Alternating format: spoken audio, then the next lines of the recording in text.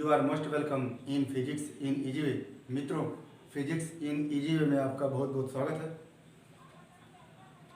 यदि आप हमारे वीडियो क्लिप को नियमित रूप से देख रहे होंगे तो आप अवगत होंगे कि इस समय हम वेक्टर एनालिसिस सदिश विश्लेषण को देख रहे हैं।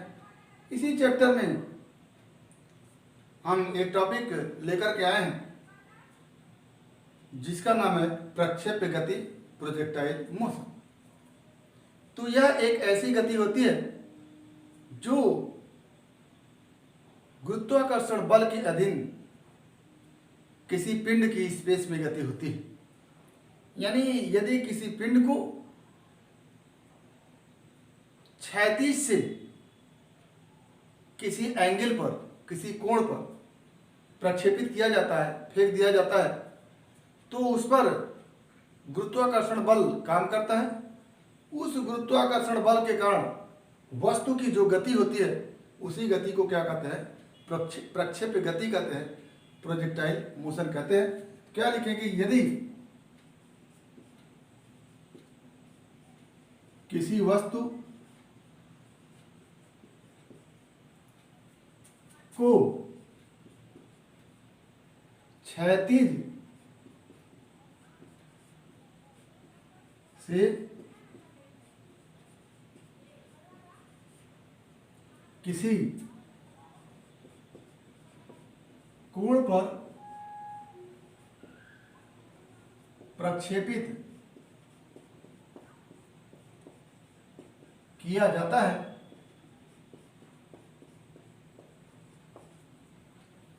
तो वस्तु में गति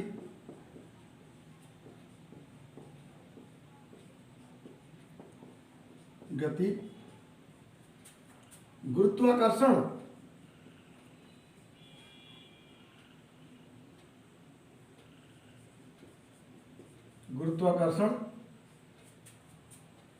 बल के अधीन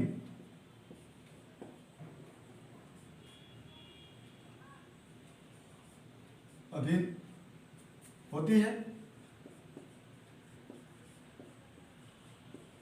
वस्तु के इस प्रकार की गति को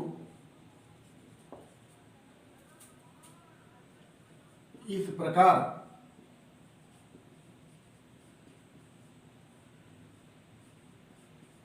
की गति को प्रक्षेप्य गति कहते हैं।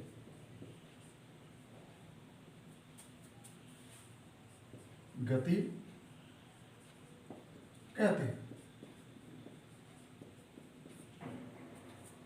तो वस्तु के इस प्रकार की गति को प्रक्षेप्य गति कहते हैं। यहां हम एक्स एक्सिस के अनुदिश क्षैतिज ले रहे हैं और वाई एक्सिस के अनुदिश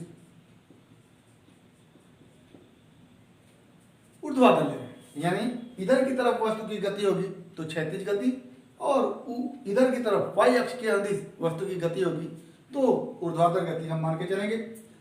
तो क्षैतिज से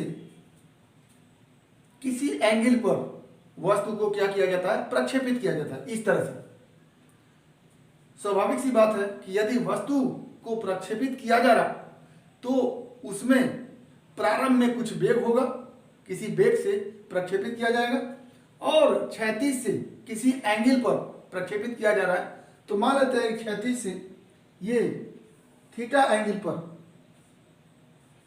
वस्तु को प्रक्षेपित किया जा रहा, और वस्तु के प्रक्षेपित होने के पश्चात वस्तु गुरुत्वाकर्षण बल के कारण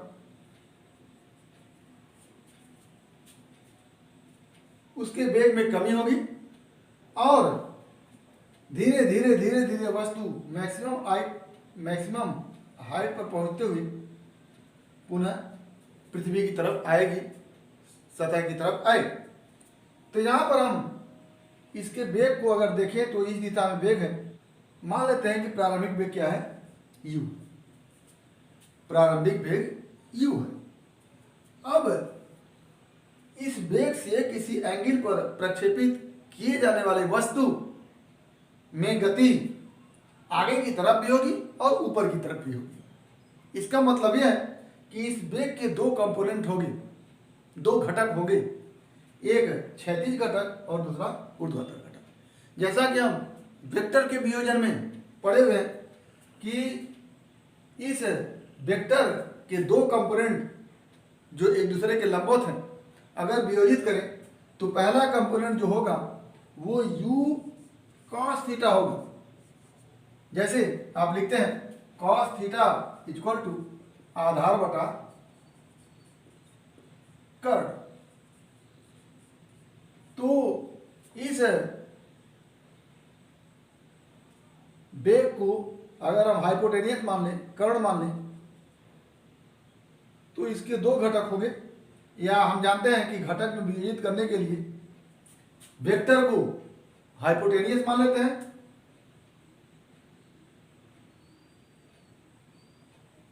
कर्ण मान लेते हैं, और इस कर्ण को ऐसे दो लंब और आधार में विभाजित करते हैं कि वो इस कर्ण के लिए दो लंबवत घटक हो जाए, या कह लें कि इसको कर्ण मानते हुए, हाइपोटेनियस मानते हुए एक समांतर चतुर्भुज खींचते हैं, और जब ये समांतर चतुर्भुज खींचते हैं तो उसका एक भुजा ये हो जाता है, दूसरा भुजा ये हो जाता है। तो हॉरिजॉन्टल दिशा में जो भुजा होता है उसको हम हॉरिजॉन्टल कंपोनेंट कहते हैं, और वर्टिकल दिशा में जो भुजा होता है उसको वर्टिकल कंपोनेंट कहते हैं। तो अगर इस त्रिभुज को लें तो ये समकोण त्रिभुज होगा, समकोण त्रिभुज का ये आधार होगा और ये कर्ण होगा। तो आधार को देखें तो आधार ये होगा और कर्ण ये होगा। तो आधार बराबर अगर हम निकालना चाहें तो आधार बराबर हो जाएगा कर्ण इंटू कॉस थीटा, और कर्ण जो हाइपोटेनियस है वो प्रारंभिक वेग u है, u कर्ण है, तो हम लिखेंगे कि u इंटू कॉस थीटा, ये क्या होगा, आधार हो गया। तो इस u का आधार की तरफ कंपोनेंट क्या हो जाएगा, u cos थीटा, और लंब की तरफ जो कंपोनेंट होगा y अक्ष के अंदिश,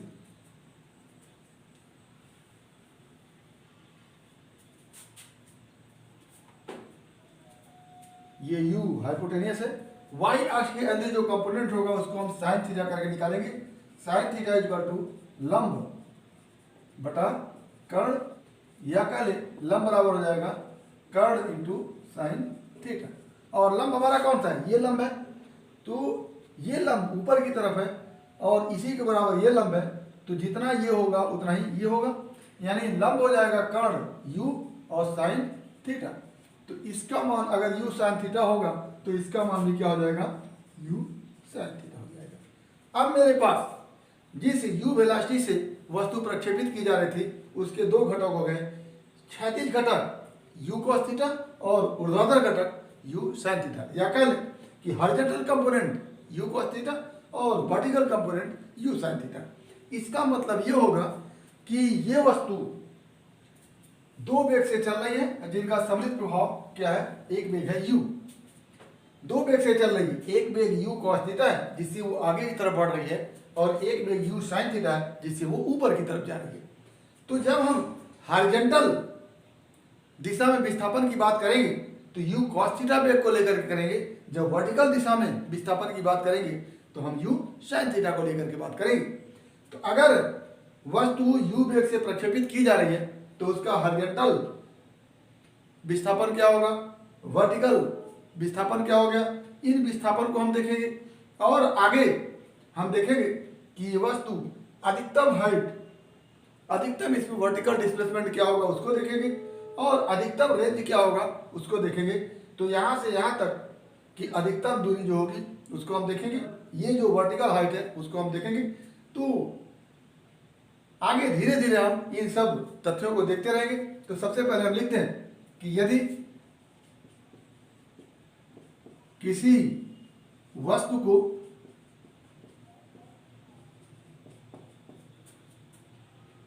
क्षैतिज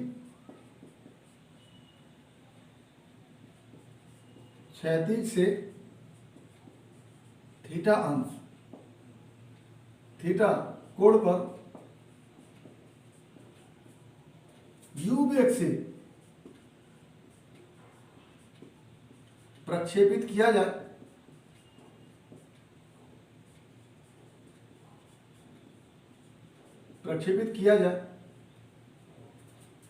तो इस वेग u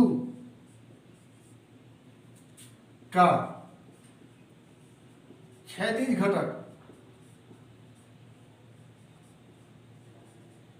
घटक इसको हम लिखते हैं ux।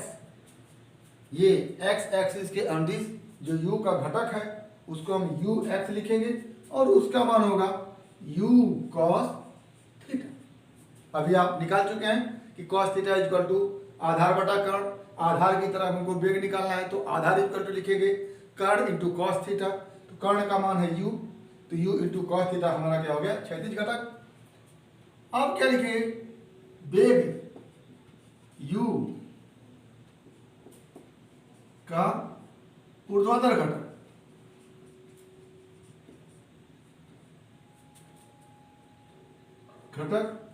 इसको हम u y से लिखेंगे equal to u sine theta.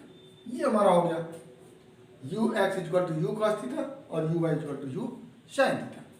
अब हम इस प्रक्षेप्य या जो वस्तु प्रक्षेपित किया जाती है, जो वस्तु फेंकी जाती है, उस वस्तु को हम प्रक्षेप्य कहते हैं।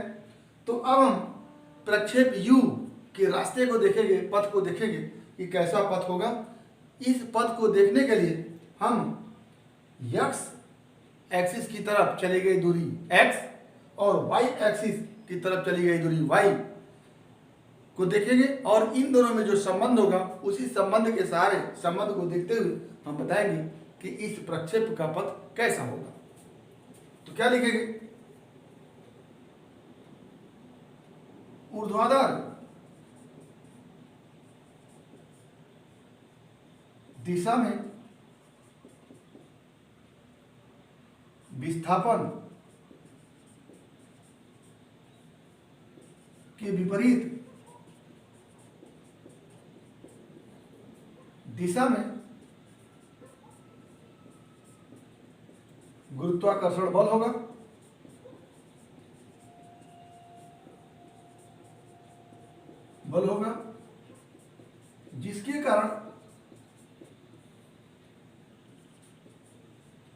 जिसके कारण वस्तु में त्वरण, वस्तु में ये लिखेंगे विस्थापन के विरुद्ध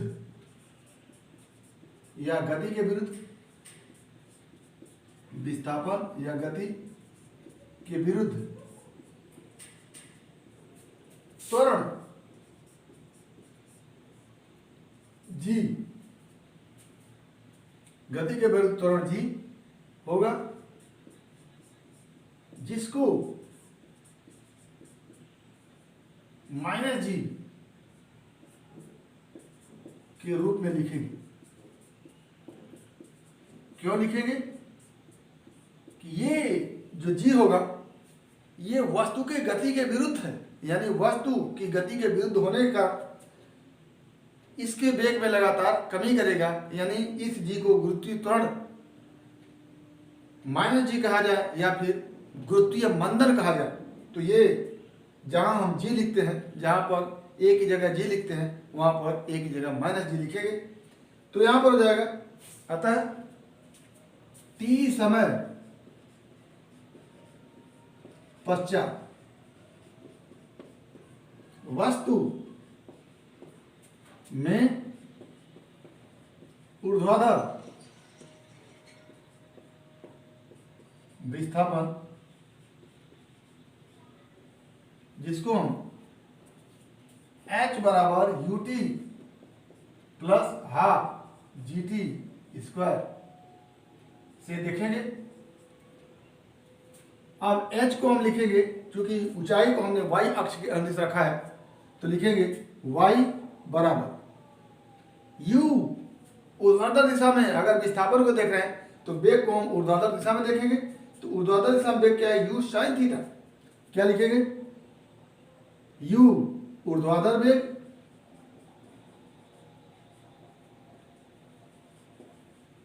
इंटू टी, ये u क्या है, ऊर्ध्वाधर दिशा में अगर विस्थापन निकाल रहे हैं तो वेग कौन सा लगेगा, ऊर्ध्वाधर वेग इंटू टी, माइनस या प्लस कह लें हाफ जी को हम, चूंकि गति के विपरीत दिशा में लगा है, वस्तु की गति ऊर्ध्वाधर ऊपर की ओर है और जी हमेशा नीचे की ओर लगता है, तो गति के विपरीत दिशा में होने का जी को हम माइनस के रूप में रखेंगे, हाफ जी इंटू टी।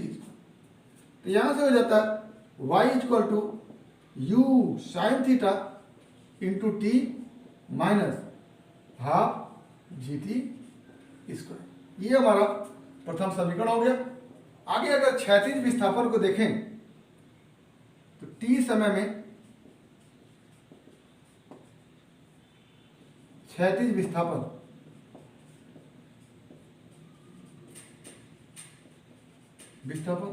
और क्षैतिज विस्थापन हमारा किस एक्सिस के अनुदिश है, एक्स एक्सिस के अनुदिश, इसीलिए क्षैतिज विस्थापन के लिए एक्स लेटर डिनोट करेंगे, तो एक्स इक्वल टू लिखेंगे क्षैतिज वेग गुणे समय। क्योंकि क्षैतिज दिशा में गुरुत्वाकर्षण बल नहीं लगता है, केवल ऊर्ध्वाधर दिशा में लगता है, इसलिए क्षैतिज दिशा में किसी प्रकार का कोई त्वरण नहीं होगा, क्योंकि हम पहले बता चुके हैं कि जब बल होता है तभी त्वरण होता है। तो क्षैतिज दिशा में किसी प्रकार का कोई बल नहीं है, इसलिए क्षैतिज दिशा में कोई त्वरण नहीं है, तो सामान्य सा फॉर्मूला लगाएंगे कि विस्थापन इक्वल टू वेग गुणे समय। तो क्षैतिज वेग हमारा क्या है, यहां से लिखेंगे x equal to u cos theta into समय टी। इस टी का मान हम रखेंगे यहां से, टी इक्वल टू हो जाएगा x upon u cos theta. T equal to, ये समीकरण हो गया 2। अब इस समीकरण 1-2 से टी का मान समीकरण 1 में रख देते हैं, तो क्या हो जाएगा, टी बराबर x upon u cos theta. समीकरण 1 में रखने पर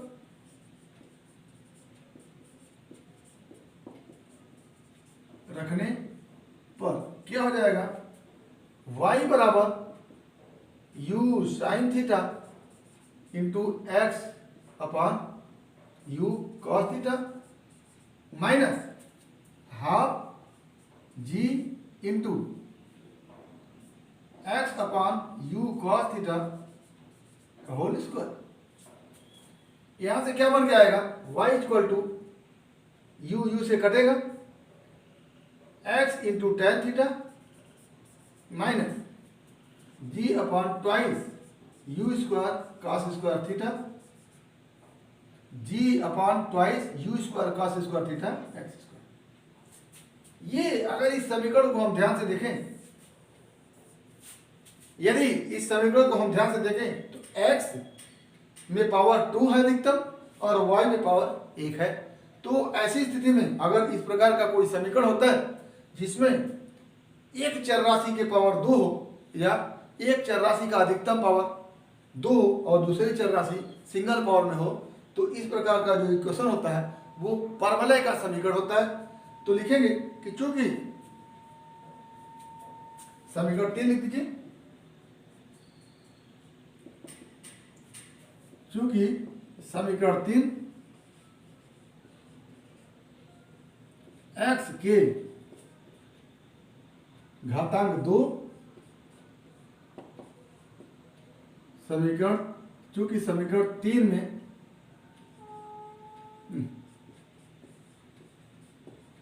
x के घातांक 2 तथा y के घातांक 1 है, अतः यह समीकरण परवलय का है, परवलय का है। अतः प्रक्षेप्य का पथ क्या होगा, परवलयाकार होगा, परवलयाकार होगा। ये हमारा प्रक्षेप का पथ है। तो प्रक्षेप का पथ निकालने के लिए सबसे पहले हम u का दो कंपोनेंट लेंगे, u cos थीटा और u sin थीटा, और u sin थीटा के सहारे हम वस्तु में वर्टिकल डिस्प्लेसमेंट को निकालेंगे। और वर्टिकल डिस्प्लेसमेंट को निकालने के लिए हम गति का द्वितीय समीकरण h बराबर ut minus half g t square लगाएंगे। उससे हम t का मान क्षैतिज displacement x equal to u cos theta into t के हिसाब से t बराबर x upon u cos theta रख करके x और y में एक समीकरण प्राप्त करेंगे। ये समीकरण चूंकि x में द्वितीय घात और y में सिंगल घात में है, इसलिए इस समीकरण को हम पैराबोला का समीकरण कहते हैं। और ये x और y में जो समीकरण प्रदर्शित करता है वस्तुतः ये वस्तु के पथ का समीकरण होता है। इसलिए हम कहते हैं कि वस्तु के पथ का जो समीकरण है वो परवलयाकार समीकरण है, अतः वस्तु का पथ कैसा होगा, परवलयाकार होगा। तो ये हमारा प्रक्षेप्य गति किसे कहते हैं, और प्रक्षेप गति कर रहे किसी वस्तु का पथ कैसा होता है, ये हो गया। आगे हम देखते हैं कि इस प्रक्षेपित वस्तु या प्रक्षेप का उड्डयन काल कितना होता है। उड्डयन काल का मतलब होता है कि प्रक्षेपित करने के पश्चात वस्तु पृथ्वी सतह से ऊपर या वस्तु वायु में जितना समय तक रहती है उसी समय को हम क्या कहते हैं, उड्डयन काल कहते हैं। तो आइए देखते हैं उड्डयन काल। उड्डयन काल, प्रक्षेपित वस्तु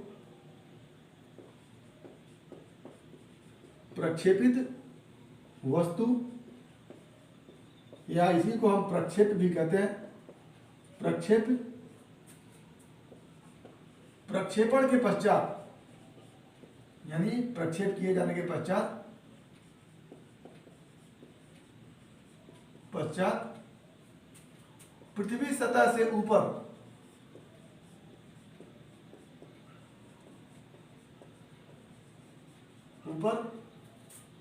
जितने समय तक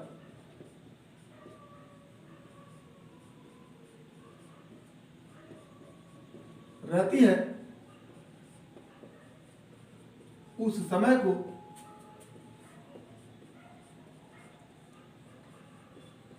प्रक्षेप का उड्डयन काल कहते हैं।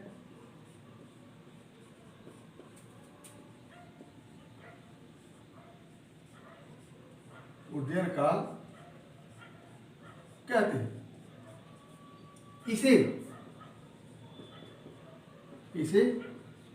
कैपिटल टी से प्रदर्शित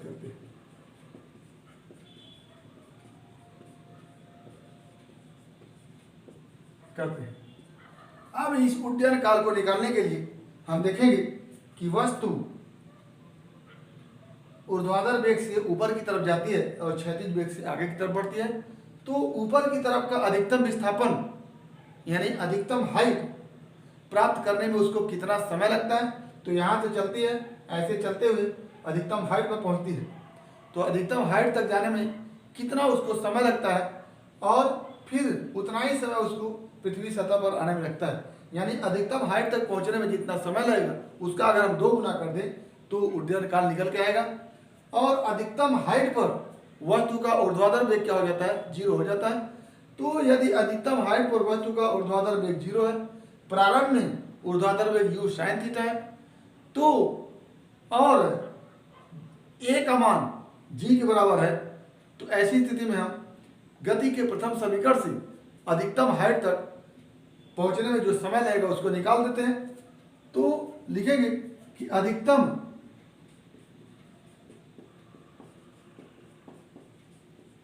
ऊंचाई पर वस्तु का वेग शून्य, वस्तु का ऊर्ध्वाधर वेग, अधिकतम ऊंचाई पर वस्तु का ऊर्ध्वाधर वेग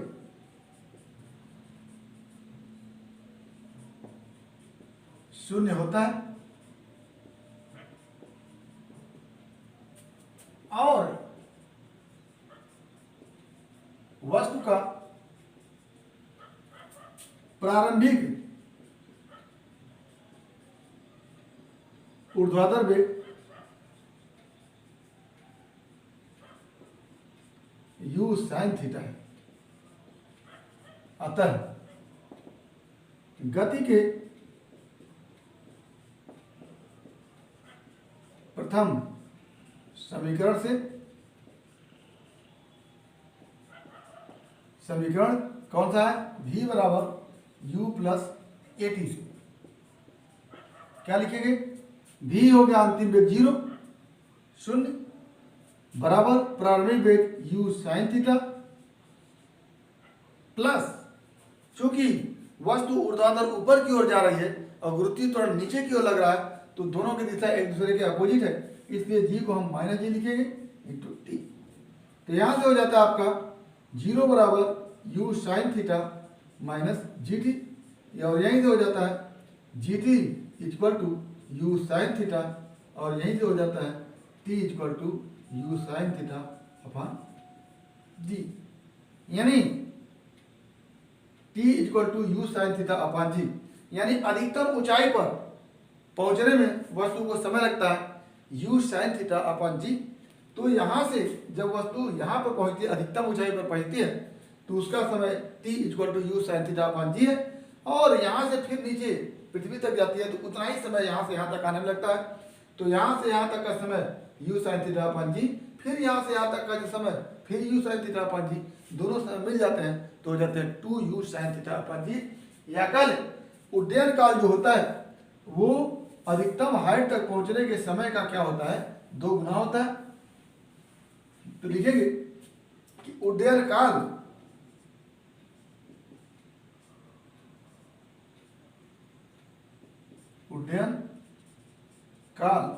बराबर 2 गुणे अधिकतम ऊंचाई तक पहुंचने का समय। क्या हो जाएगा? उड्डयन काल को आप कैपिटल टी से लिखते हैं इक्वल टू 2 गुणे u sine theta upon g, और इसको आप लिख लेते हैं t equal to 2 u sine theta upon g. ये हमारा उड्डयन काल के लिए फॉर्मूला बन के आता है। तो इस तरह से हम प्रक्षेप्य गति किसे कहते हैं? प्रक्षेप्य किसे कहते हैं? प्रक्षेप्य गति में प्रक्षेप का पथ कैसा होता है? प्रक्षेप्य गति कर रहे वस्तु का वर्टिकल वेलोसिटी क्या होता है, हॉरिजॉन्टल वेलोसिटी क्या होता है, उसको देखा। और आगे प्रक्षेप का पथ परवलयाकार होता है, इसको हमने देखा। और अंत में आज हमने देखा कि वस्तु का उड्डयन काल क्या होता है और उड्डयन काल के लिए फार्मूला क्या होता है। तो इस वीडियो क्लिप में हमने आपको प्रक्षेप गति के विषय में बताया, प्रक्षेप के पथ के विषय में बताया, प्रक्षेप का हॉरिजॉन्टल वेलोसिटी क्या होता है उसको बताया, वर्टिकल वेलोसिटी क्या होता है उसको बताया, और प्रक्षेप का उड्डयन काल क्या होता है उसको बताया। अभी हमको प्रक्षेप में परास पढ़ना है, रेंज पढ़ना है, और मैक्सिमम हाइट को देखना है, अधिकतम परास कब होता है उसको देखना है, अधिकतम हाइट कब होता है उसको देखना है। तो अन्य तथ्य को प्रक्षेप से संबंधित अभी हमको देखना है। तो इसके आगे हम अगले वीडियो क्लिप में आपको प्रक्षेप से संबंधित अन्य तथ्यों को भी देंगे। उम्मीद करते हैं कि आज प्रक्षेप के संबंध में जो भी तथ्य आपको दिए गए वो आपको समझ में आए होंगे। अगर किसी प्रकार की कोई समस्या हो तो आप हमारे YouTube चैनल के कमेंट बॉक्स में कमेंट करके या फिर व्हाट्सएप नंबर पर कॉल करके आप अपनी समस्या का समाधान कर सकते हैं। यदि आपको वीडियो क्लिप पसंद आया हो तो प्लीज़ लाइक करिएगा, शेयर करिएगा, और हमारे YouTube चैनल को सब्सक्राइब करना ना भूलिएगा, ताकि हमारा हर तथ्य आप तक बिना किसी रुकावट के पहुंचता रहे। तो आज बस इतना ही। आपके भविष्य के लिए एक बार फिर best of luck. Thank you, धन्यवाद।